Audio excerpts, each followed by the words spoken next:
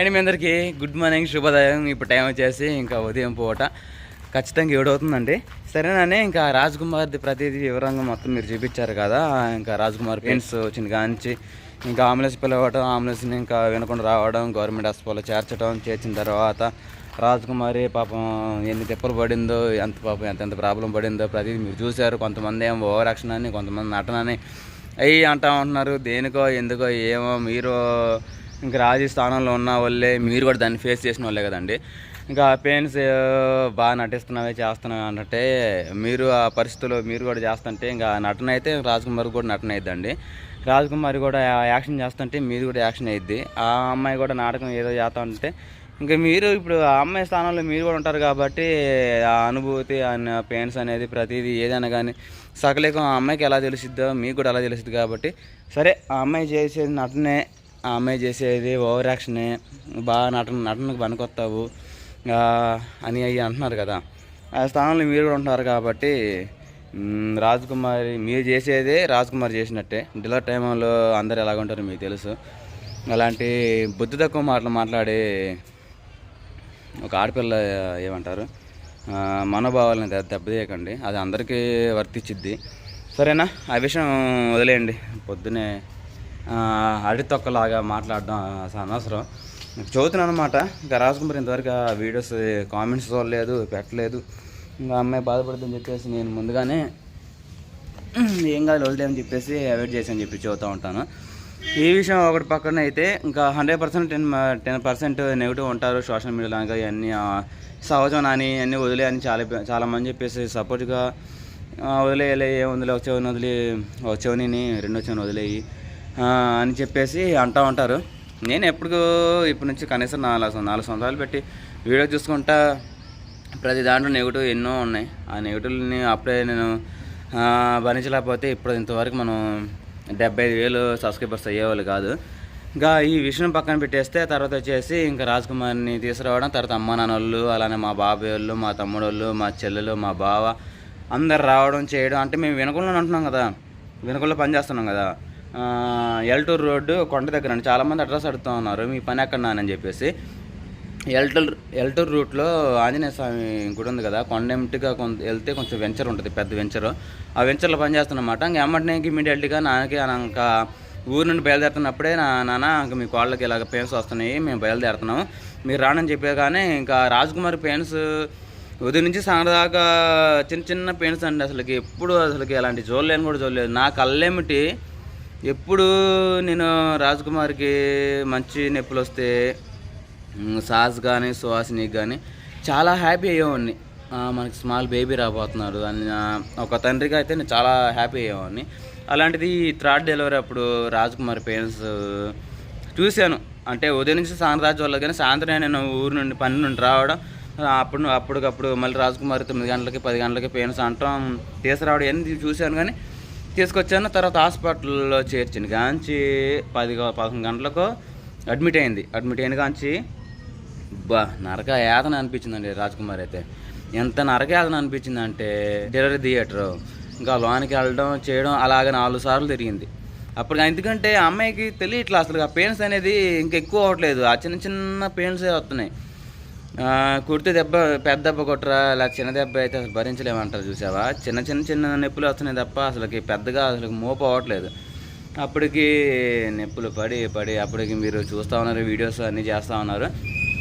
తర్వాత ఇంకా మొత్తానికి 4 గంటలకు అనుకుంటా, 4 గంటల నుంచి కొంచెం మళ్ళీ 4 గంటలకు వెళ్ళి తీసుకుపోయి ఇంజక్షన్ చేపిస్తే ఇంకా అప్పటికి మా అమ్మగారు ఇంకా కోళ్ళు బాగా చూడలేక డాక్టర్ అమ్మనే సలహా ఇచ్చేంత రాలేకపోయింది అన్నమాట. మా అమ్మ మాకి ప్రతిదీ చెప్పింది, పెద్ద మేస్తులకి ఇలాగే చెప్పింది, ఎలా చేయండి అలా చేయని చెప్పేసి. ఇంకా అలా డాక్టర్లకి ఏం చెప్పింది అంటే కోళ్ళ మీద ప్రేమతో, అమ్మ నా కోళ్ళేమి ఇలాగా నొప్పులతో బాధపడతా ఉంది, మేము చూడలేకపోతా ఉన్నాము, ఈ అమ్మాయి రాత్రి నుంచి ఇంకా నొప్పులు పడతా ఉన్నదిగా తప్ప ఏమీ లేదు, అసలు ఎక్కువ అవ్వట్లేదు, ఇండిషన్ ఏమి ఇవ్వమంటే డాక్టర్ అమ్మ మాకు తెలియదా అని చెప్పబోతే అని చెప్పేసి మమ్మల్ని కొంచెం ఇదిలు ఇచ్చి అప్పటికి ఇంకా మళ్ళీ ఆడంగా ఇండిషన్ చేశారు. ఇండిషన్ అంటే వాళ్ళు అంటే పెయిన్స్ ఎక్కువ అయితే ఇండిషన్ చేస్తారు వాళ్ళు ఆటోమేటిక్గా. అయినప్పటికీ ఇంకేదో కుదరతలేదని చెప్పేసి ఇండిషన్ చేసిన గంట తర్వాత మళ్ళీ అప్పుడు అండి ఇంకా పెయిన్స్ అనేది ఇంకా మోపోయినాయి. ఇంకా ఏమంటున్నా అంటే బాగా స్టార్ట్ అయినాయి అన్నమాట. స్టార్ట్ అయిన వెంటనే ఇంకా రాజ్ కుమార్ని 5 గంటలకి తీసుకెళ్లారు. మళ్ళీ డెలివరీ డెలివరీ హాస్పిటల్లోకి, అంటే డెలివరీ రూమ్లోకి తీసుకెళ్ళారనమాట. ఇంకా తీసుకెళ్ళగానే తర్వాత ఇంకా నాకైతే టెన్షన్ మొదలైపోయింది.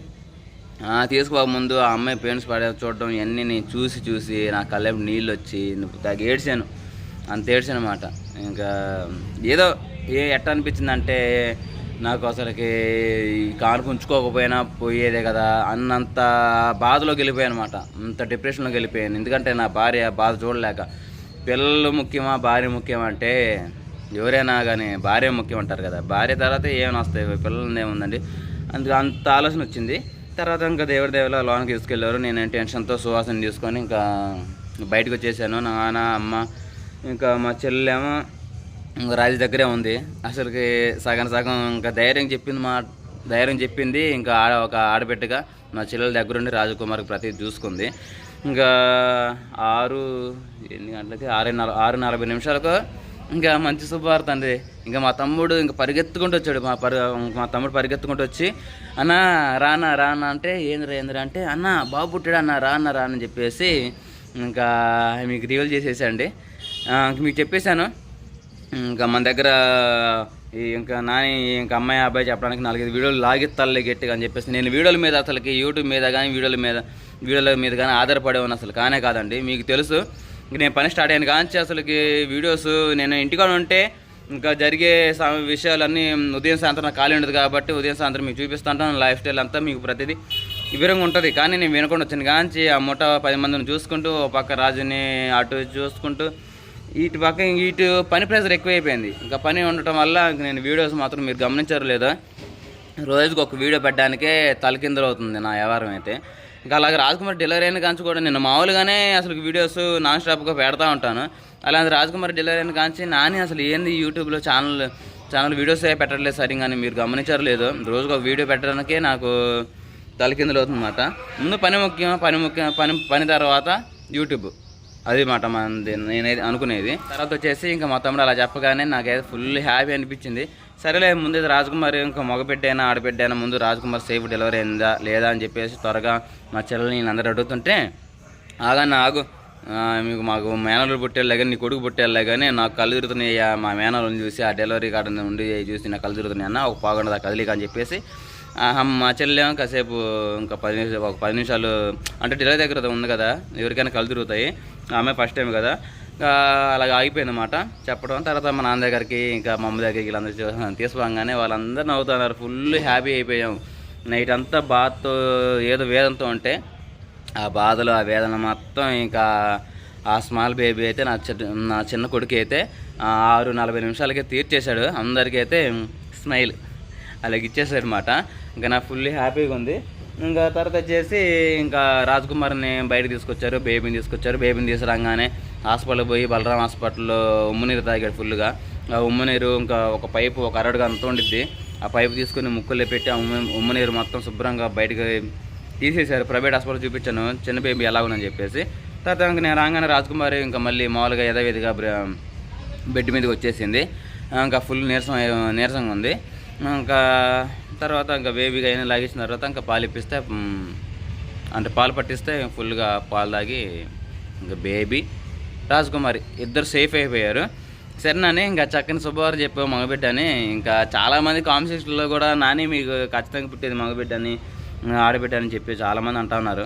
ఏదైనా కానీ ఇంకా రాజకుమారి ఎలాగుంది, రాజకుమారి మీద ఎంతమంది సపోర్టింగ్ ఉన్నారంటే చాలామంది ఉన్నారు, అమ్మాయిని కేర్ చూసుకునేవాళ్ళు. నాకు కూడా చాలామంది ఇంకా పాజిటివ్గానే రెస్పాన్స్ అయ్యారు.